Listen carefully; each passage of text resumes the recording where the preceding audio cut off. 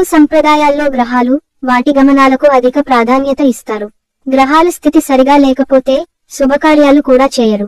అలాంటి కాలాన్నే మూడం లేదా మౌఢ్యం అంటారు. ఈ మూడాలు రెండు రకాలు. ఒకటి గురు మూడం, రెండోది శుక్ర మూడం. మరి ఇది ఎందుకు వస్తుంది? మూడాలతో సమస్యేంటి? ఈ రోజుల్లో శుభకార్యాలు చేయొద్దని ఎందుకంటారు? ఈ రోజుల్లో ఏ కార్యాలు చేయకూడదు, ఏం చేయొచ్చు? శుభకార్యాలు చేస్తే ఏమవుతుంది? మొదలైన విషయాలు ఈ వీడియోలో తెలుసుకుందాం. నవగ్రహాలు సూర్యుడి చుట్టూ తిరుగుతాయి. వీటిలో భూమి కూడా ఓ గ్రహమే. భూమి, సూర్యుడు ఏదైనా ఒక గ్రహానికి ఒకే వరుసలో ఉన్నప్పుడు ఆ గ్రహం భూమి మీద ఉన్నవారికి కనపడదు. దీన్నే అస్తంగత్వం లేదా మూఢం అంటారు. గ్రహాలకు రాజు సూర్యుడు. అంటే సూర్యుడికి అత్యంత సమీపంలోకి ఏ గ్రహమైనా వస్తే ఆ గ్రహం తన శక్తిని కోల్పోతుంది. అలా గురు గ్రహం సూర్యుడికి దగ్గరగా వచ్చినప్పుడు గురు మౌఢ్యం, శుక్రుడు సూర్యుడికి దగ్గరగా వచ్చినప్పుడు శుక్ర మౌఢ్యం వస్తుంటాయి. ఆ సమయంలో ఆ గ్రహాలు బలహీనంగా మారిపోతుంటాయి. అందుకే దీనికి మూఢం అనే పేరు పెట్టి శుభకార్యాలకు దూరంగా ఉండమని పండితులు చెబుతుంటారు.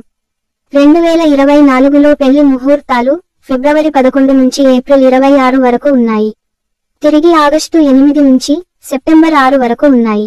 ఈ మధ్యలో అంటే ఏప్రిల్ 27 నుంచి ఆగస్టు 8 వరకు దాదాపు 3 నెలలు మూఢం. శుక్రమూఢమి 2024 ఏప్రిల్ 27 నుంచి జూలై 11 వరకు ఉంటుంది. గురుమూఢమి 2024 మే 7 నుంచి జూన్ వరకు ఉంటుంది. కొన్ని పంచాంగాల్లో డేట్స్ ఓ 2 రోజులు అటు ఇటు ఉంటాయి. మూఢంలో ఏం చేయకూడదు? శుభగ్రహాలు బలహీనంగా ఉంటాయి కాబట్టి మూఢాల్లో వివాహాది శుభకార్యాలు జరపకూడదు.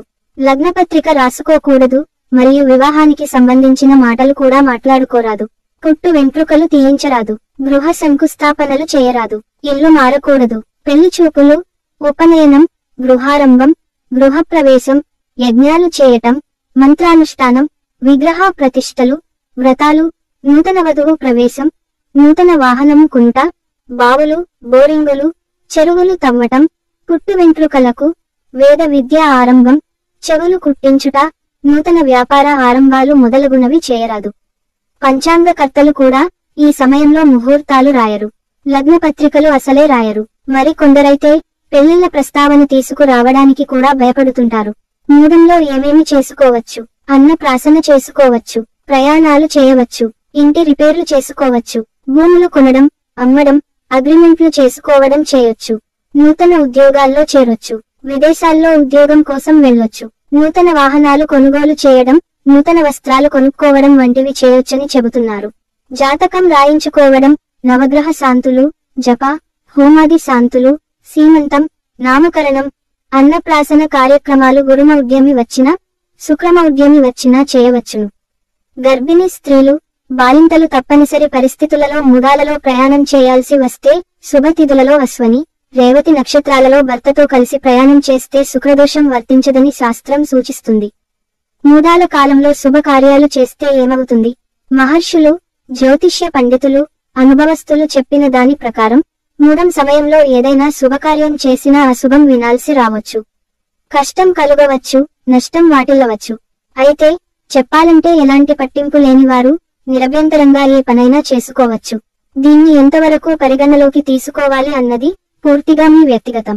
శుభగ్రహమైన శుక్రునకు మౌఢ్యమి వచ్చినప్పుడు సమస్త శుభకార్యాలు నిషిద్ధము. ఈ మూఢమి సమయంలో నూతన కార్యక్రమములు చేయకూడదు. మూఢమి అంటే చీకటి అని అర్థం. మూఢమి అనేది అన్ని గ్రహాలకు ఉన్నప్పటికీ గురు, శుక్ర మౌఢ్యమి మాత్రం మానవులపై ప్రభావం చూపుతుంది. శుక్రమౌఢ్యమి కాలములో ప్రకృతి సంపద క్షీణిస్తుంది. సముద్రం ఆటుపోటులలో మార్పులు వస్తాయి. శుక్రగ్రహ పాలిత ద్వీపాలకు, ప్రదేశాలకు భూకంప ప్రమాదాలు పొంచి ఉంటాయి. శుక్రుడు సంసార జీవితానికి, శృంగార జీవితానికి కారకుడు. జాతకములో శుక్రుడు బలహీనంగా ఉంటే సంసార జీవితం సజావుగా సాగదు. ఇలాంటి వారు ఇంద్రాణీ దేవి స్తోత్రం పారాయణం చేయండి. మా వీడియో కనుక మీకు నచ్చినట్లయితే లైక్ చేయండి, షేర్ చేయండి మరియు సబ్స్క్రైబ్ చేసుకోండి.